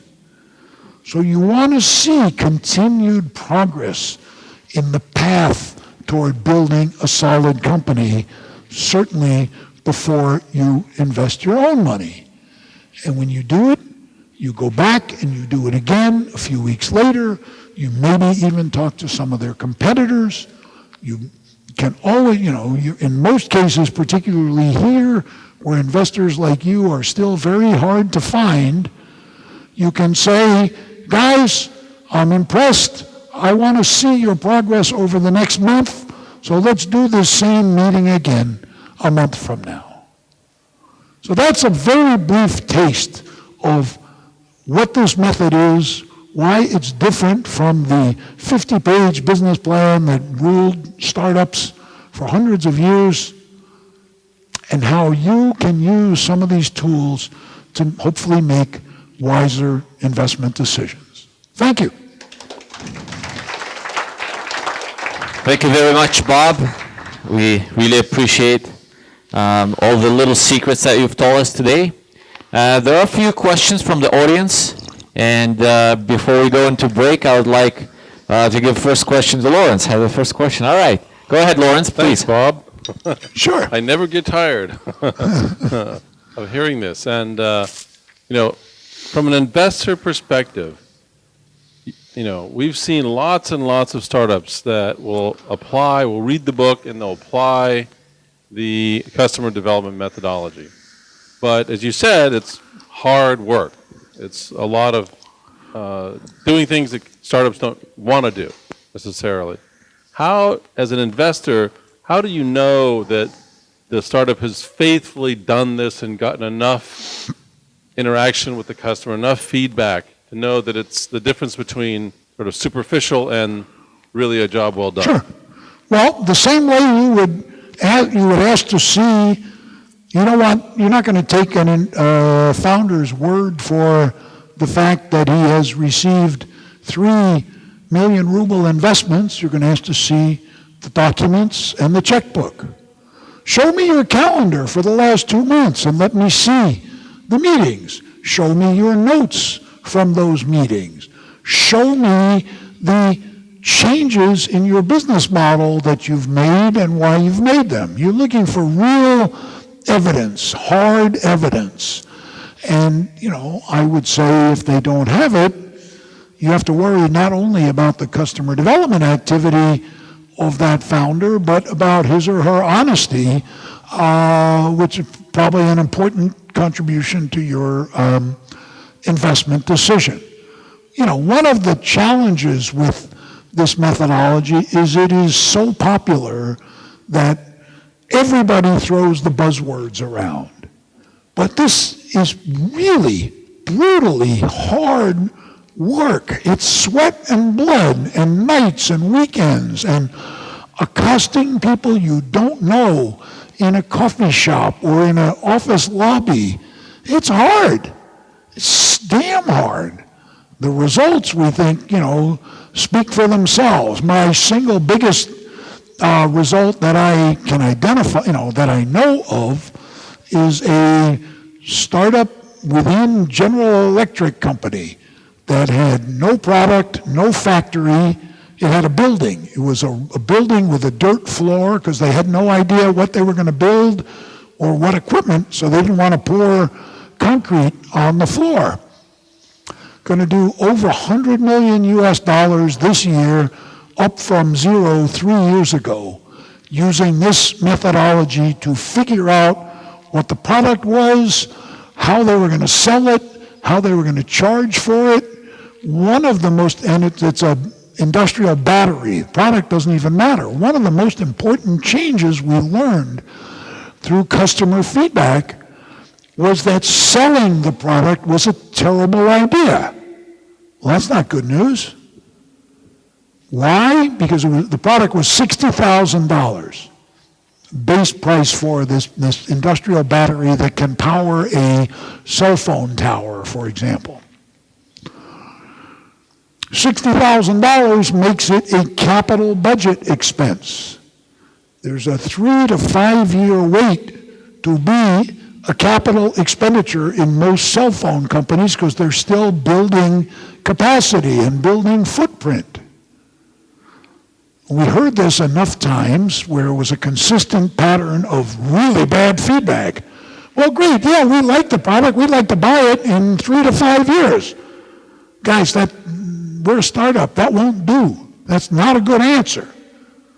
So we brainstormed, the answer was sort of obvious, especially when you're a division of GE. We went down the hall to GE Leasing and said, please buy these batteries from us so we can lease them to the phone companies and other users. And that probably more than but one of the most important contributions or pivots in the business model was shifting the pricing, not even the price. The price was, shipping the revenue model from a cash purchase to a lease. Didn't touch the product at all. We made lots of changes to the product as well. And so you've got to be, it's very easy for any smart young or old entrepreneur to throw all the buzzwords around. Oh, we have an MVP, we did customer discovery, we get out of the building, we pivot, we do this, we do that. Look for evidence. So. Thanks for the question. Anybody else? Raise your hands if you have a question for Bob. I think it's a great opportunity to to get his attention. Right over here, Anastasia, please. It's also No. Anastasia, here over here. my least favorite Raise your time hand. Please raise your hand. is to be between the PowerPoint and the bartender. It's really not a good job. Okay. Please introduce yourself. Александр, по-русски можно задам? Yeah, I'll translate. Okay. Вот про 20 тысяч часов. So about 20,000 hours. What is the question? Это работа одного человека или команды? Is it, you talk about one person's job for 20,000 hours or team?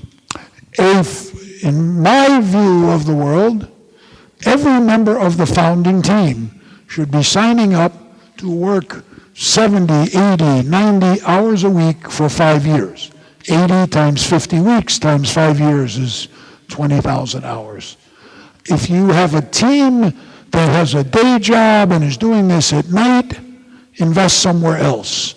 If you have founders who aren't committed to do whatever it takes, as long as it takes, probably not your best investment opportunity. I had a team I was working with in New York not long ago where I'm talking to the two founders, and I said, well, your business financial plan looks pretty interesting, but you realize you're about to graduate from Columbia Business School, and all your friends are going to go off and make $150,000, $200,000 a year right after graduation. This financial model shows you two guys working for $1,000 a month for the next 3 years.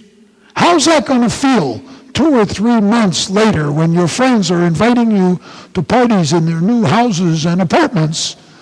And the guy said the perfect answer.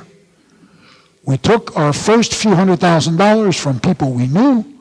We looked them in the eye and told them we were going to work night and day to make this a success, and it was not going to fail because of a lack of our effort. And these guys, 4 years, 3.5 years into it, are still working 80, 90 hours a week.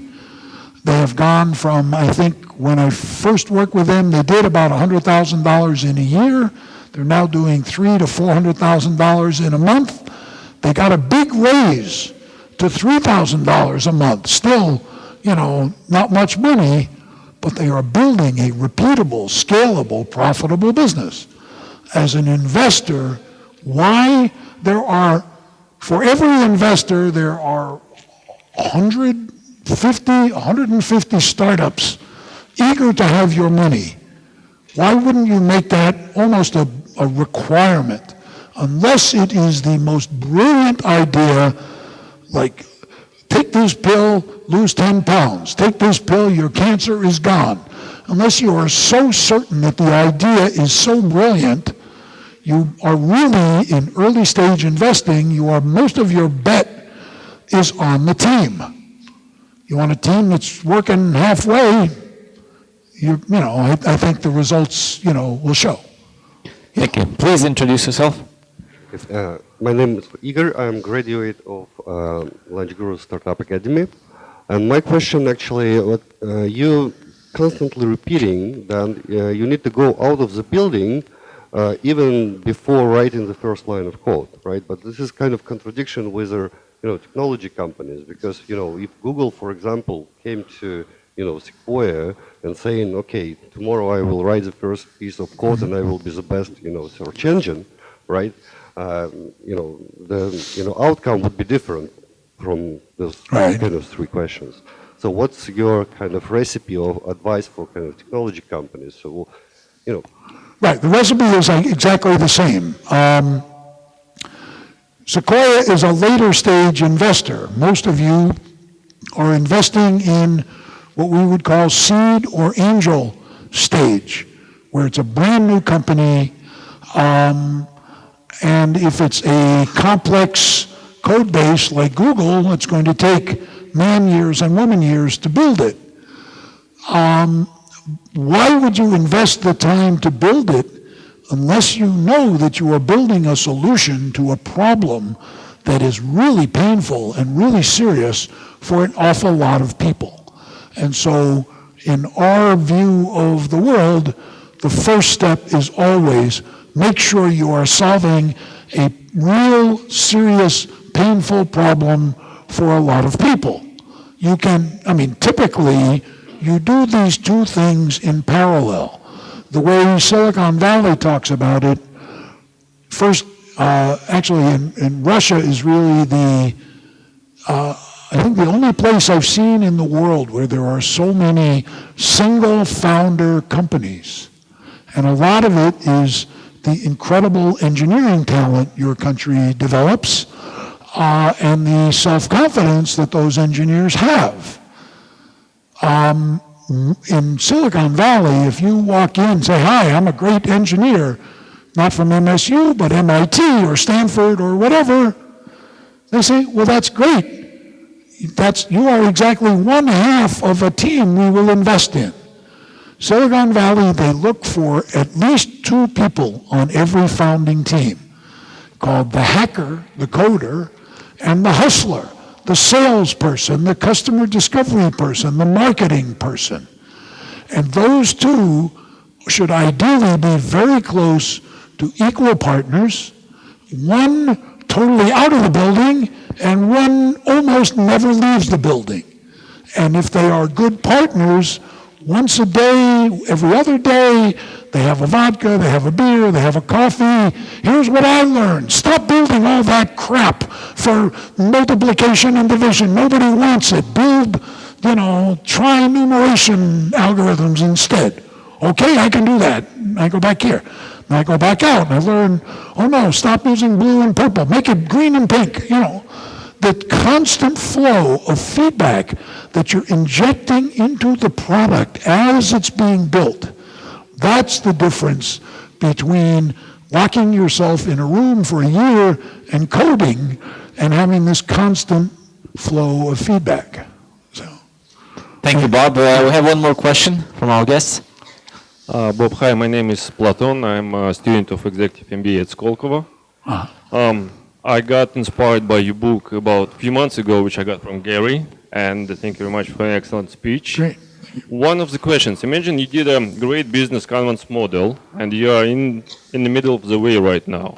You're in the middle? Middle of the way of finalizing the product, and everything looks nice and smooth, but you don't really have the education in investment. So is there any kind of handbook or manual how to speak with investors, how to get approach to them, and how to get to the seed angels, and what would be the right way, because entrepreneurs are not the investment people. Yeah. There is a brand new book. Now, give me a minute.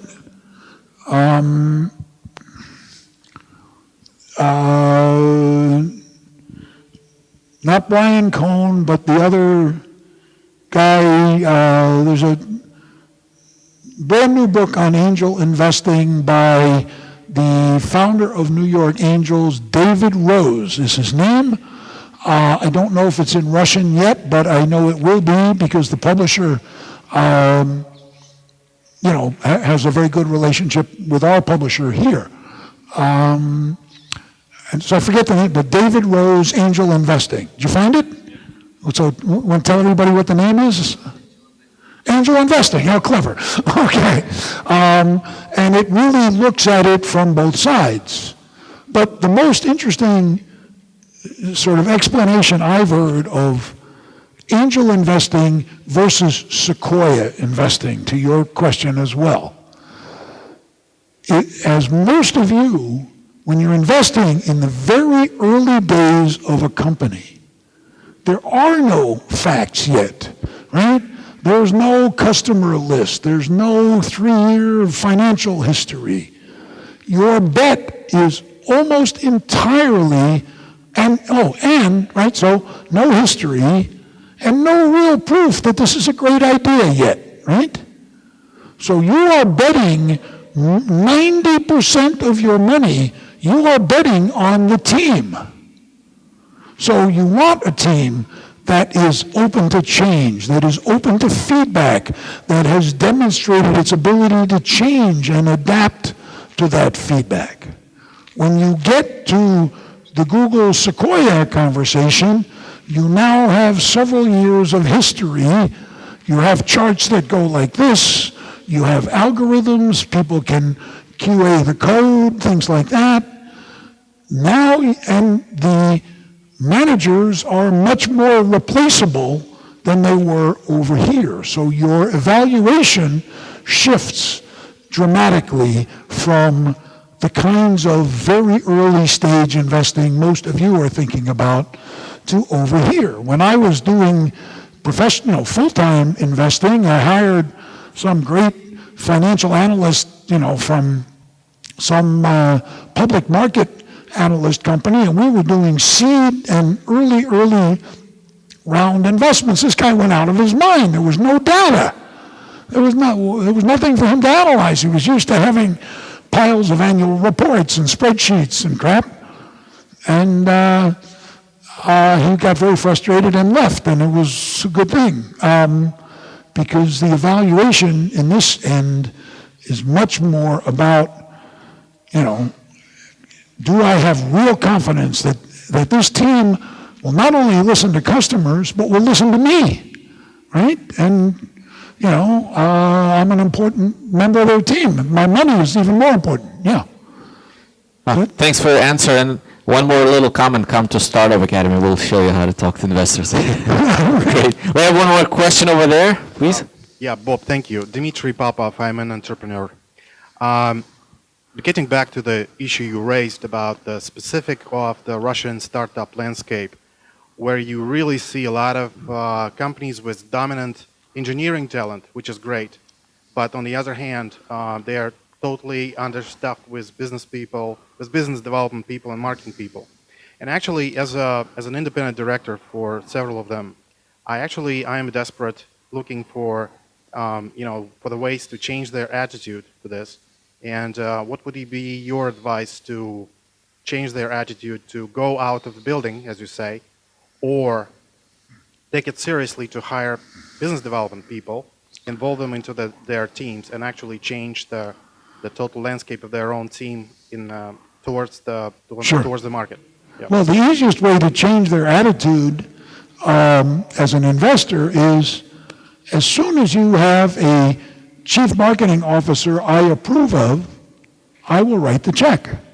Right? That speaks louder than any lecture you could give them, any book you could give them. But in my experience, it is extremely difficult to really change the mind of an engineer. Engineers so believe in the power of the product at the expense of everything else. And if you really look back at the 20th century, before lean startup customer development, it was the engineer's idea for the product that went into the business plan as is, and when the investor gave them the check, they built it as, spec'd. And so changing engineers' minds is difficult, extremely difficult in the U.S., and because of the prestige of being a top engineer here, it's even harder here, I think. And at the same time, particularly digital marketing has been slower to grow here than certainly, than certainly the United States. It's been slow the U.S. has been, pick a number, 5 to 7 years ahead of most of the rest of the world, mostly because Silicon Valley got its start in the 1940s, right? That's going on 100 or 75, I guess to be exact. 75 years ago, right? It got its start for a terrible, terrible reason that nobody else should ever hope for, and that was World War II, where all of a sudden the provost of Stanford University called all the PhDs together and said, get out of the building, get off the campus. We are getting our heads kicked in World War II, and we're going to lose World War II unless all of our brilliant scientists and engineers go out and help these little electronics companies build better radar, better navigation tools, better electronics, better, sadly, bombs. And that led to the first sort of integration of for-profit companies and, PhDs and scientists and so forth. And so finding more great digital marketing talent here is a critical need for startup success, whether you train them locally or import them with great visas and beautiful Russian women and good vodka and lots of other reasons to live in your wonderful country. But somehow that's a real gap or an imbalance between the incredible engineering strength and the, getting better but still far behind marketing and particularly digital marketing strength. Thank you, Bob. We have one more question over there. Please introduce yourself. Yes, good evening. My name is Ilya. I'm an entrepreneur. Thank you very much, Bob, for a very passionate introduction to this methodology. And I would be most curious to know, if anything, what might go wrong using this methodology in practice? Everything. Well, if there are any unseen or unobvious pitfalls that await, what is to look out for? You've probably seen hundreds of cases. If any real case stories would be very interesting. Probably the most serious issue is the teams fall apart. The engineers want to keep building even though the customers don't want to buy. And so either the engineers leave or the business founders leave. Can be a real disaster for an investor because now you have just lost half of your investment, so to speak, half of the team that you bet your money on. I think the other is we spend a lot of time trying to address this. False signals can be extremely deceptive. In other words, even more in things like healthcare or social ventures, right? Look at the Fitbit market, right? Everybody's got one of these things. Nobody's using them. They're not integrating with anything else. They're being sold, at 20 cents on the dollar because the first one came out. It got a lot of press. Everybody said, "Wow, this is a hot category." Developers ran there, investors ran there, and there's going to be, landfills filled with these devices, over the next 5 years because we didn't watch for repeatable and scalable. We just said, wow, we introduced 1,000 of these, they all sold, this must be great, let's make 10,000. No, let's make 100,000. And then, right, last week, enter Apple with the credibility, the design sense, and maybe enough interesting added features to put any 10 other Fitbit guys out of business, by next Easter. So, those are, but it's right? Go back to slide number 2. 650,000 startups, 12 or 20 or even 100 of that year's 650,000 that are still remembered 3 or 4 years later, let alone big and profitable and successful. This is hard stuff. It's hard. You're a founder. You know how hard it is. And as an investor, you need to be thoughtful about where you're putting your money. I think the other thing to bear in mind is anybody who thinks they can become wealthy by making 1 or 2 or 3 startup investments is, unless they are incredibly lucky, they are dead wrong. You need a portfolio. You need a range of investments. Even the Sequoias and Kleiner Perkinses, 1 or 2 investments pay off an entire $200, $300 million fund. And that way they can bury 30 or 40 other investments in that same fund, and their investors don't even complain. well, you got me 8 times my money. Yeah, but you had 27 failures. 8 times my money, I'm not going to ask very many questions. I'm sure no one else would either. And that, I think in all the hype and excitement around, I guess this month it's Uber. Is Uber in Moscow yet? Or, okay. Well, $18 billion for a taxi company? What a joke, in my opinion. It's a taxi dispatch app. Is that an $18 billion business? I don't really think so. And their latest marketing strategy is shocking and really sad to me.